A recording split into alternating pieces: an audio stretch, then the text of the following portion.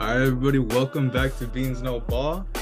This is going to be the first full, really, the our regular videos to their fullest extent. Obviously, we see our new titles are going to be we're just going to be going off the recap. So this will be really just the emphasis on recapping week one, everything that happened. You know, our takes. We'll bounce off real quick, and we'll go and keep the preview short and keep it moving. So let's not make this a long intro, Christian. Let's just get it started here. Start off with obviously the week one, the first game of the NFL season, the Lions at the Chiefs. This was a very great game.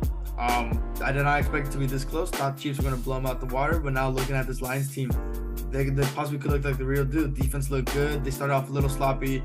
Jared Goff looking great, 253 yards and a touchdown. And Montgomery too as well with Jamar Gibbs. They look good in the backfield. Defense pepped up.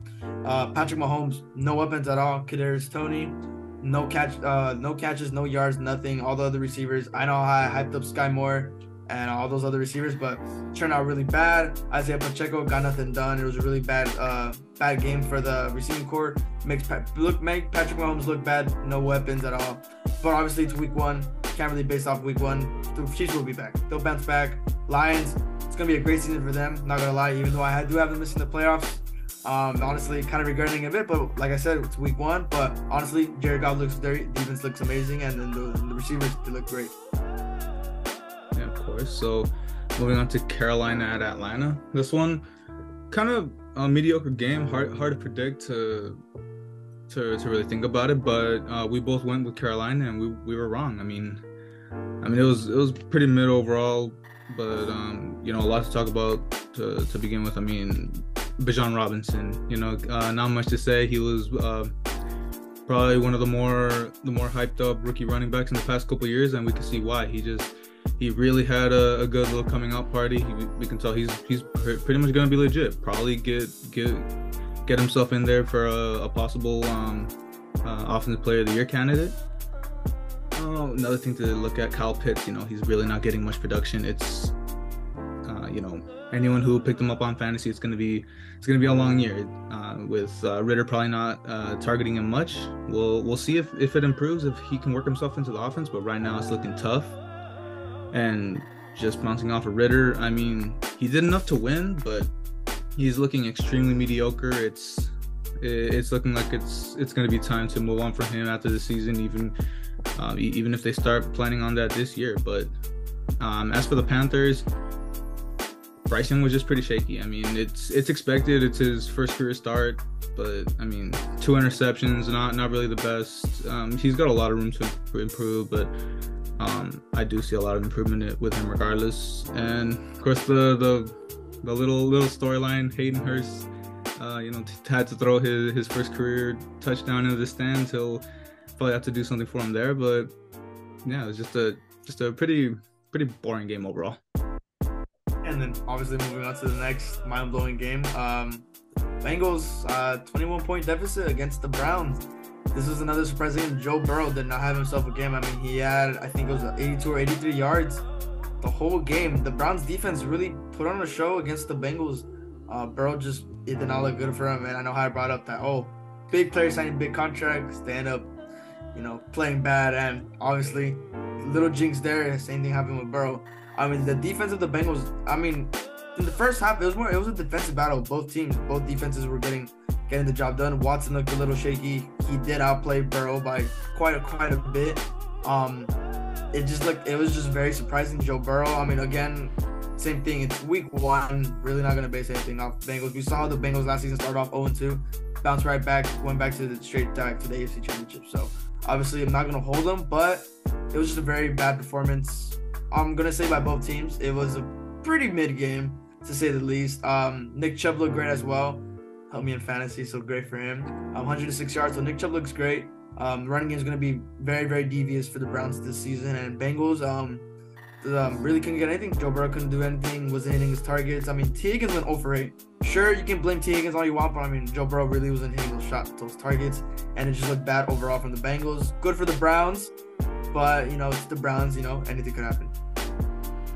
Yeah, moving on to Jacksonville and the Colts. Calvin Ridley. You know what a great trade that's going to turn out to be for the Jaguars. I mean, the Falcons just got horribly fleeced, man. You see, you trade a wide receiver 1 in his prime for a 4th rounder. They're going to live to regret that, whether it's if they would have wanted to hold on to him or just get more for him. I mean, we know they were going to rebuild anyway, so it was just a bad move overall. Trevor just looked really good throwing to him, but as for the Colts, Anthony Richardson, he looked okay. He had a great couple flashes, but he's got to learn to just go down and just slide here and there, because I mean, we see how many big hits he was taking throughout the game. Stuff like that adds up. We see even Trevor was telling him, you gotta be more careful with it. So it's that's what's gonna pile up, and if he doesn't learn to fix that, it's a season-ending injury waiting to happen.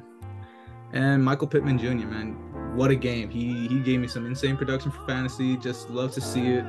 Really expecting a breakout campaign from this year, whether it's here in Indy or if they get smart and they trade him for a good couple assets. But just a really good game for him, and just a great game for Jacksonville overall. Can't say much more there.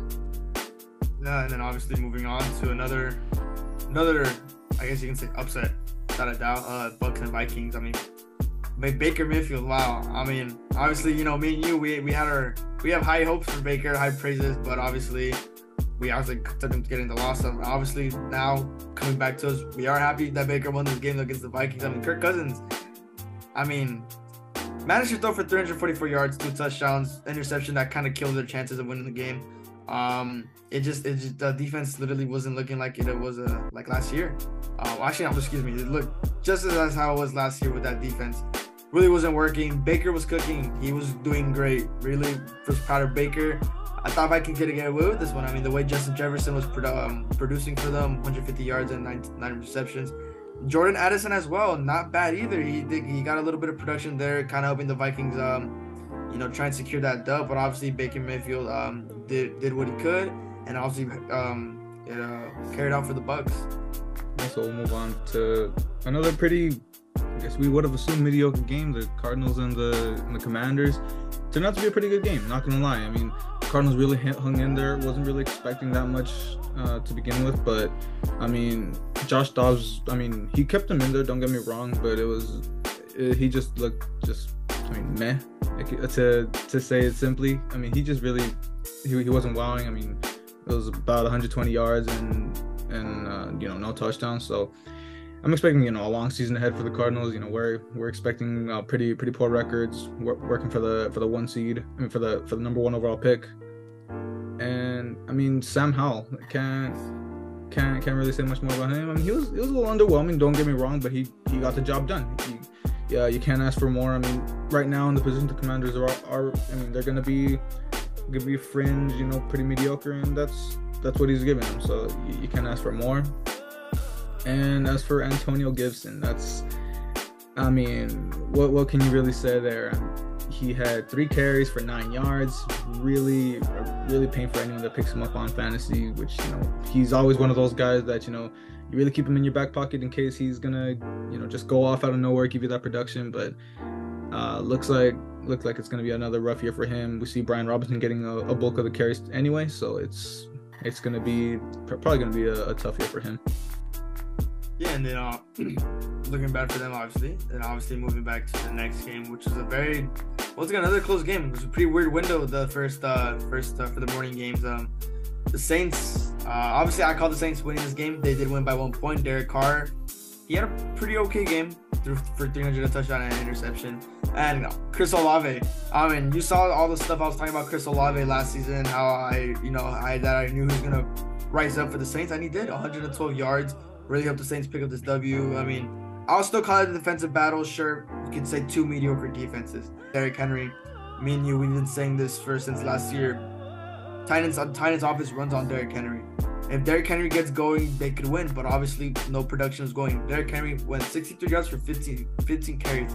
That's about 4.1, 4.2 yards a carry. Still 4 yards, still 4 good yards, but it's not enough to carry the load. Sure, you have DeAndre Hopkins, veteran receiver. And with Ryan Tannehill at QB, I really don't think Ryan Tannehill is going to stick with the starting job this season. They're either going to move on to Will Levis, their rookie, or Malik Willis. As for the Saints, Derek Carr, I know every Raider fan was rooting for him, without a doubt. Every Raider fan was rooting for him. Like I said before, Derek Carr finally has a pretty decent defense when you got guys like Marshawn Lattimore and Cam Jordan. And obviously it's still a very weak NFC South division. Saints really not gonna expect much production as for wins. Still got him with the division, but I just really hope Derek Carr actually shines in New Orleans. And as for the Titans, they got a lot of regrouping to do as well. Yeah. So as for the Texans and the Ravens, just another really, really surprising game to think about. I mean, the score really doesn't do the game justice. It was a really ugly game for Lamar, to put it simply. I mean, even CJ Stroud got better passing numbers than him, which he didn't really have a good game overall. It was more of just little garbage time numbers to begin with, but it was just really uncharacteristic for Lamar. I mean, even his rushing numbers, I mean, didn't even crack 40. It was surprising. And then of course, one of the big storylines coming in, we see OBJ. You know, how much production was he going to give? It was pretty lackluster himself. I believe it was 2 receptions for 37 yards, something like that. And I mean, sure, he's easing himself in from an ACL. It's a pretty big injury. He hasn't played in over a year, so take that with what you will. See if his production grows from here on out. But still, maybe time to take some caution for the Ravens. They got a big game coming up next week. We'll talk about that, but it's to play the Texans like this, it is kind of alarming. Yeah, and then moving on to you can call it an ownership game, Packers and the Bears. Jordan Love, man. Jordan Love. I've been praising this guy since last offseason. Got the job done. I mean, 245 yards and 3 touchdowns. He really showed the Bears. Really called it on here. And then Aaron Jones in the backfield, it got 86 yards. Really nice, good for Aaron Jones on the ground, and he did have some nice production in the air as well. But Jordan Love, I mean, he cooked this Bears defense. Really did it well. Had high hopes for Jordan Love, and he cooked as well. Really, how I called it. It was really nice seeing Jordan Love, and hey, everyone expected the Bears to win this just because Aaron Rodgers was gone. I did not think that just by the little moment. I knew Jordan Love was going to succeed this game. It is still the first week. Again, I'm going to keep pointing that out when it comes to games like this. It is still the first week, and he did play the Bears. The Bears defense, overrated. I mean, you got Eddie Jackson, who was the star defensive player of the Bears not that long ago. Hasn't been great ever since. And then Justin Fields. Like, I think it's better to say Justin Fields is not good. I mean, you traded for a number 1 receiver, DJ Moore, and you're not even going to use him correctly. You barely got him any targets, did not utilize him at all. Bears, going to be the same old Bears, same old Justin Fields. I mean, it does not look good as well. But as for the Packers, it looks great for the Packers. Hopefully, since I do got him with the division, Jordan Love, he's going to do great. He's going to do great this season. I'm going to stick by that. So as for the Niners deal, I mean, can't really say a lot about this one. It was just pure domination from start to finish.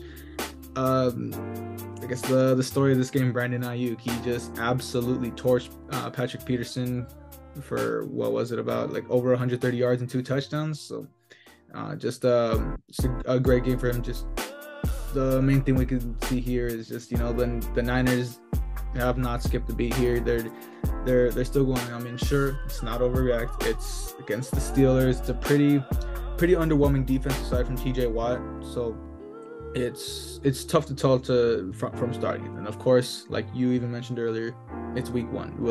We'll see how everything keeps unfolding. But I mean, Purdy looked good. I mean, it was sure, like we said, it's an underwhelming team, but he I believe it's 7 straight starts that he's won now. So he's obviously still on a record pace, and we'll see what comes up next week. Obviously, it's a pretty big game for them in my opinion, so we'll get into that in a bit. Next game with the Raiders and the Broncos. This was another, I guess you could say, it was another very fascinating game. I picked the Broncos on this one, and obviously Russell Wilson could not get it done at the end. Jimmy G, for all we said about Jimmy G, he did not have a bad game. I mean, 200 yards on the dot with 2 touchdowns, 1 interception though to be held accountable for. It was looking great for the Broncos at the beginning. I mean, they had a 13-10 lead at halftime. Russell Wilson looked pretty okay. Courtland Sutton was getting active, just like how I said before. Courtland Sutton, he was going to be a big impact for the Broncos. Same with Jerry Jeudy, even though he, wasn't getting as much as he was there. Broncos defense was really putting him in the game. But obviously Patrick Surtain, he had a little iffy plays here and there, especially on, I think it was on Jacoby Myers or Devontae Adams with the PI call. That kind of stunk up there. But Jimmy G really proved me wrong. He did pretty good against this Broncos team. I still have the Broncos, still going a little far. Like I said, I still have my hopes for Russell Wilson to not let last season overshadow him. But that Broncos defense, it's gonna help him a lot in the long run. It just all depends on Russell Wilson. As for the Eagles Patriots, not too much here. It ended up turning into a pretty good game. Don't get me wrong. I mean, obviously start off with a nice little ceremony for Tom Brady. Pretty nice little gesture for Robert Kraft and the whole organization there. But that was the only thing they had to celebrate for a good while. The Eagles just really got it into a dominant start. Obviously highlighted by Darius Slay's, I believe, 76-yard pick six, something around there. It was just really pure domination for Philly for most of the game until slowly, I mean, Mac Jones was creeping them back. It started, I believe they cut it to 5 points for a good majority of the game. It was close. I mean, it didn't look like it had a chance to get to this point, but great on the Patriots for fighting back. Questionable call to go for it on that 4th and 7 near the end, but I mean, you win some, you lose some. It was a good call and just didn't pay off. Yeah, now moving on to arguably which was the game of the week, the Dolphins and the Chargers, which was my highlighted game. And wow, this game was great. It was a nice defensive bounce to start with, and the offenses just started clicking. I mean, Tua, man, really outshined this whole game. I mean, I know how I said I would say that the concussions would get to him, which could be the which would be the negative outcome to if the Dolphins would move forward. But man, he really, aside from that interception that he threw, wow, almost just 34 yards shy of 500 and 3 touchdowns. And man, Tyreek Hill, the connection between those two, man. 215 yards, recording 2 touchdowns. Tyreek Hill really cooked that Chargers defense. I mean, Chargers had some hope. They had a couple leads here and there, and then towards the 4th quarter, that last touchdown was pretty much that sealed the game for the Dolphins. And obviously, final drive, it was just a Justin Herbert disaster class. I mean, I had the Chargers winning this game. It was really looking good until obviously that final drive. The O-line just did not block. Justin Herbert had no time to throw the ball. He was just getting pressured. Those 2 sacks really did not help him at all. But this was a really nice thriller for Tua. Now moving on, this is the one where I'm gonna take center stage and really start talking. I can't really put into words how happy this game really made me. I just expected us to, really get steamrolled by the Seahawks, and this was one of the most pleasant surprises I've gotten to see in my fandom. Just at the point of where this team was, to see this, it's just great. I mean, what I've been preaching ever since last season, the offensive line, it's finally paying dividends. We're finally seeing that improvement. One of our linemen allowed 2 QB pressures, 3 of them only allowed 1, and our big pickup, Steve Avila from TCU, he allowed no QB pressures. Of course, he's gonna be a big cornerstone for us. I'm really expecting great things out of him. The run game obviously really benefited from this O-line, of course. I mean, Akers sure wasn't getting the most production like I would have liked, but Kyren Williams was really starting to show out. I believe he got like a good 16-ish points on fantasy, but just really great production from him. I'm really excited. I mean, he may be able to take over Cam Akers as that starting role, but moving on to Matthew Stafford, something else that I'll talk bad about him. Sure, it would usually be about the O-line, but a lot of problems I would see with him would be, the accuracy. His accuracy really seemed to struggle last season, and now finally, I mean, he's got time in the pocket. That's the first thing, which that obviously helps. If he's getting rushed so much, his accuracy is gonna take a hit. But right now, you can see, obviously, like I said, he wasn't rushed at all the whole game, and because of how good the O-line was, he really had a lot of time to get the ball to his receivers, which will be my next point. Puka Nacua and Tutu Atwell, just phenomenal from them. Can't say enough about Puka Nacua. His NFL debut, I've been hyping him up ever since the any of these previous, and he showed why I've been hyping him up so much. I'm really excited for him. He's the first Rams rookie to debut with 100 yards in like 20-30 years. I don't remember exactly, but it was just a really breath of fresh air, especially knowing that we're gonna have to miss Cooper Kupp for all this time.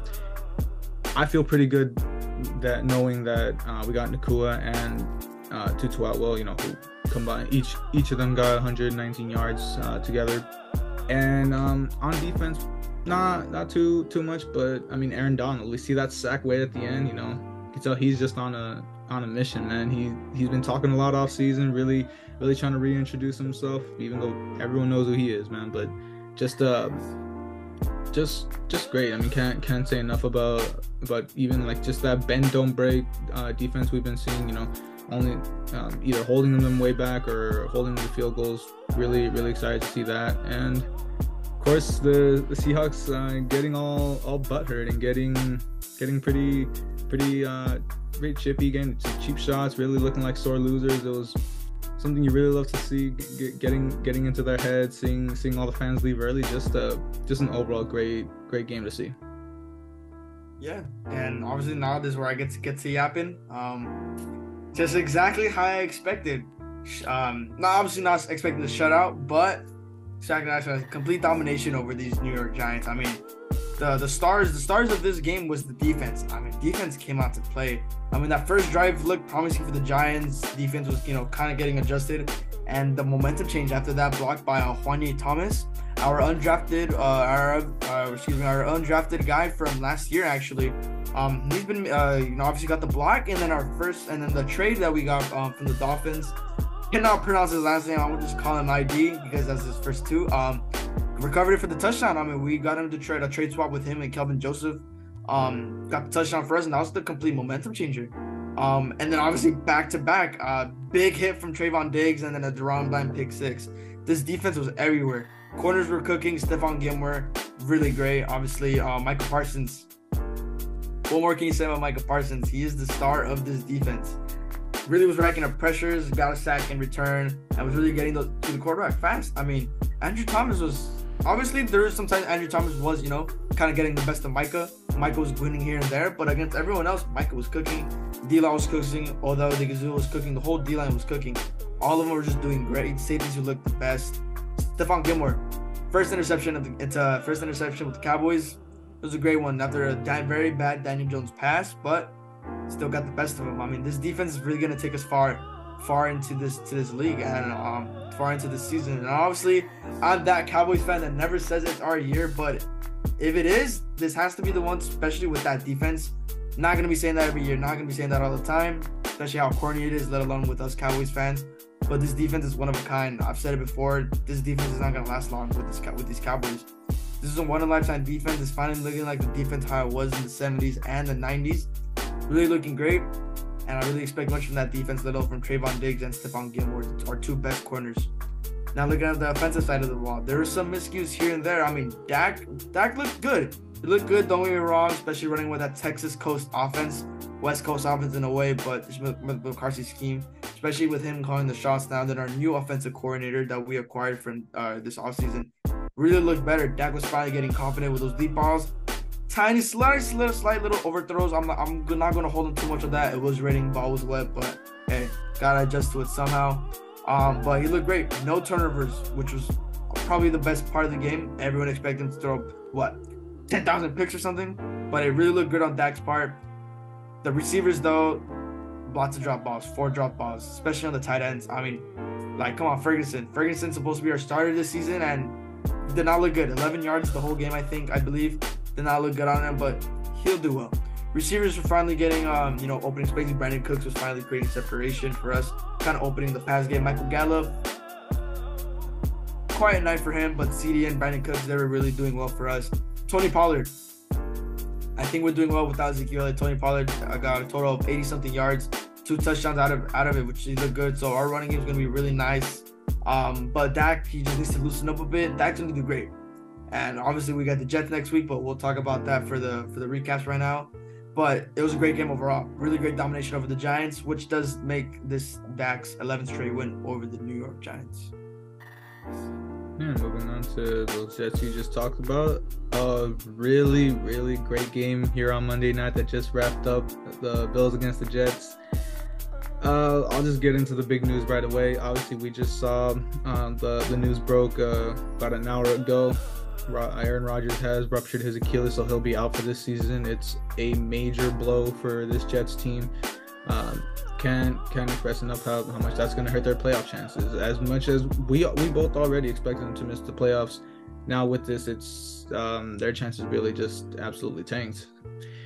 On the bright side for them, though, I mean, that defense was really looking good again against the Bills. I mean, they looked very underwhelming. I'm not going to get into too much with them. I mean, they did not look good. Josh Allen, 3 interceptions. It was a really poor game for them, but just showed a testament of how great this Jets defense really is. Breece Hall, he was looking great. I believe, was it an 83-yard run in the first half? Just a great showing for him.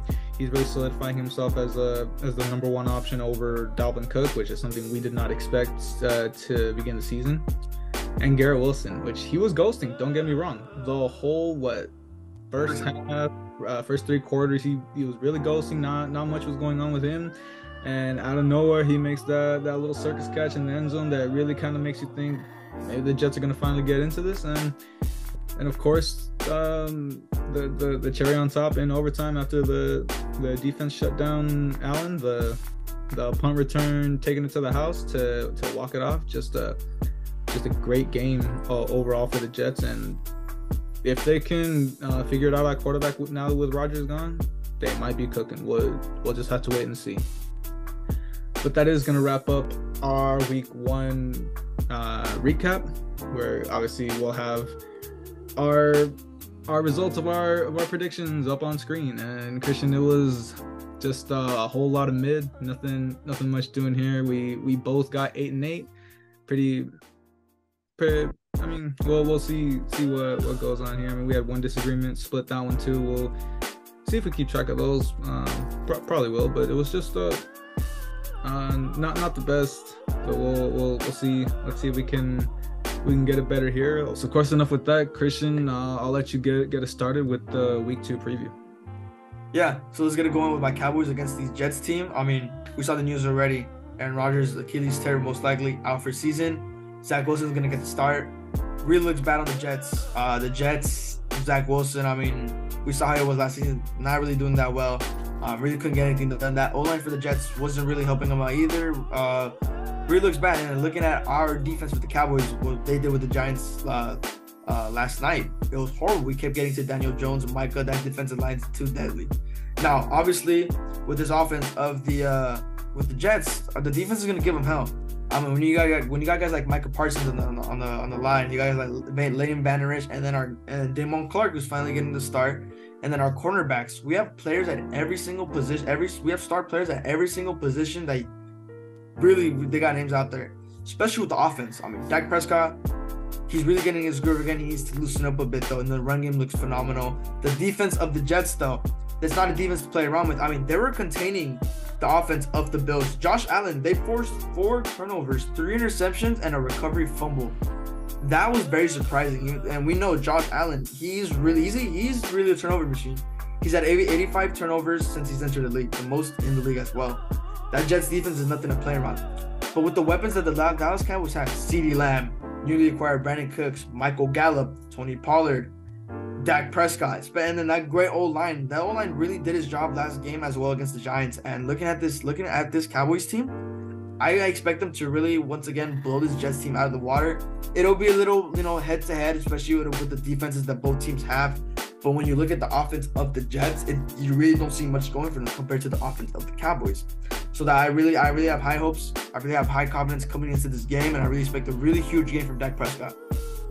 And then obviously moving on to my highlight game of the week, Kansas City Chiefs visiting the Jacksonville Jaguars, the divisional round matchup of last season. This is gonna be a good game. Chiefs coming off that heartbreaking loss, and Jacksonville coming up against a nice win against the Indianapolis Colts. The defense of the Jacksonville Jaguars, it is a good defense to say the least. And then when you look at KC's defense, we already had our time with KC's defense. Very inconsistent. Really just, there's a lot of going on there. And now looking at the offense of Patrick Mahomes, with Travis Kelce potentially going to miss a couple more games with the hyperextension of his knee, Mahomes has really no targets to throw to. I mean, look at last game. No production from Kadarius Toney. Everyone expected him to get more production. I know you expected him to get heavier loads for the receiver one. Mahomes really had no one to throw the ball to. Lots of drop passes. It was just a lot of miscues, and let alone with the defense against that Detroit Lions, you could say highly powered offense. With the offense of the Jacksonville Jaguars, the Lawrence Ridley connection is really gonna improve this season, and obviously he did help me a lot in fantasy. And then when you look at Travis Etienne as well, he looks great on the run game. Obviously former teammates former teammates with Trevor Lawrence at Clemson, and that connection between them, that chemistry is really going very well. But the one I'm really looking forward to is the connection between him and Ridley.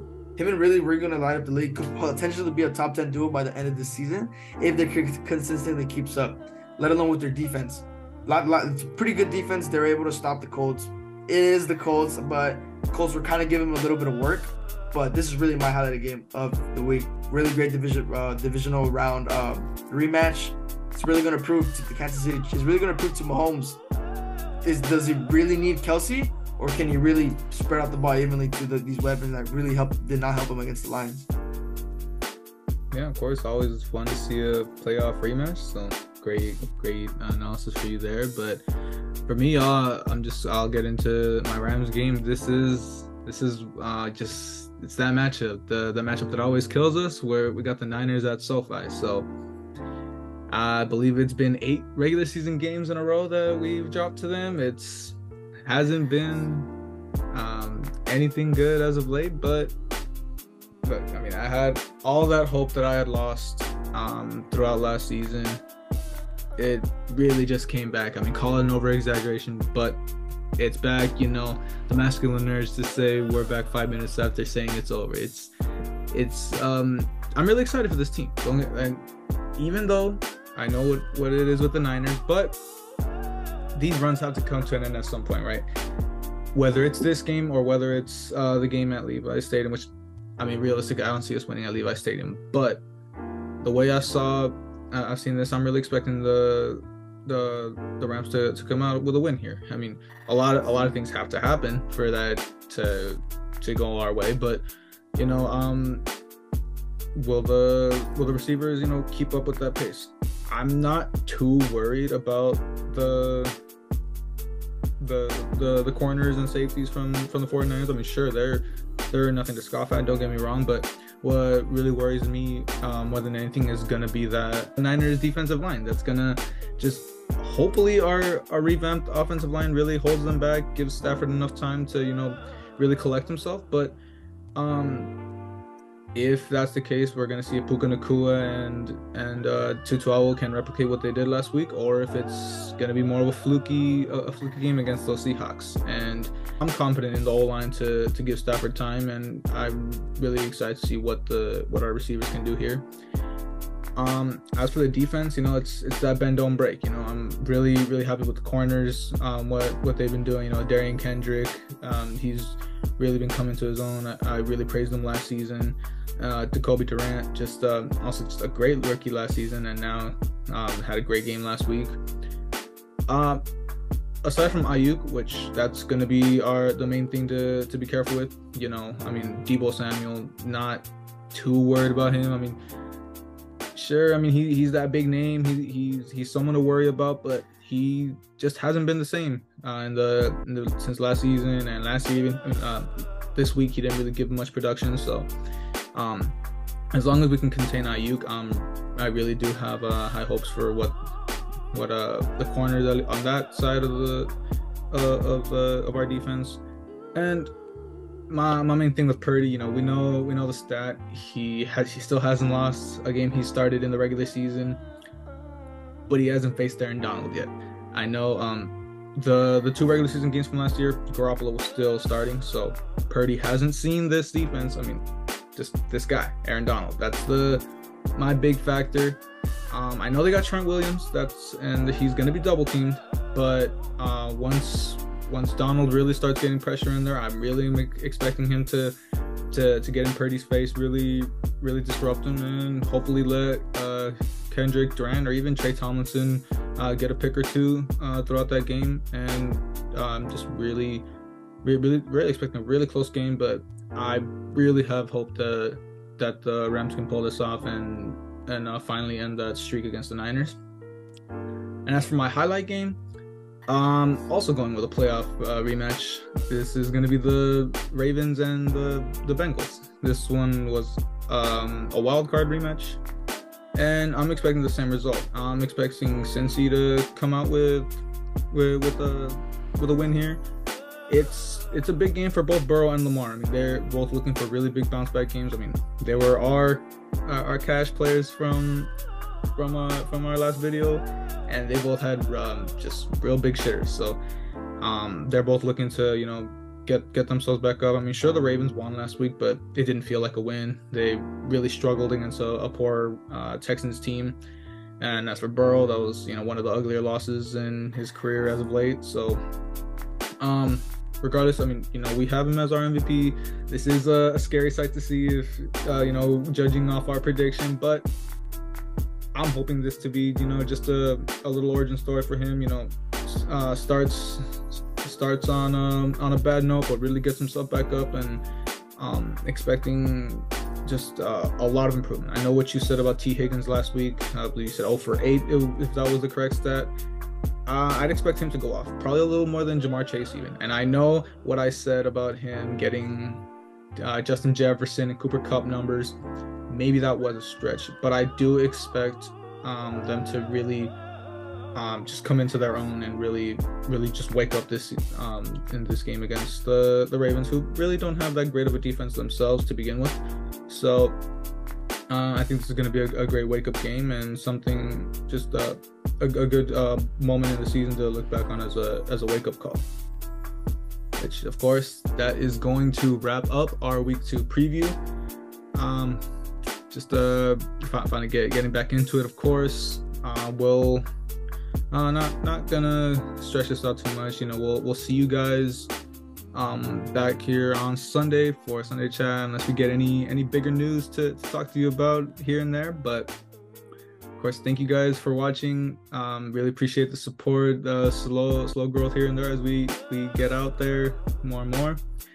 Just made a TikTok, so we can share the reels we've been making. So of course, you guys can hopefully go follow that, and we'll see you guys on Sunday.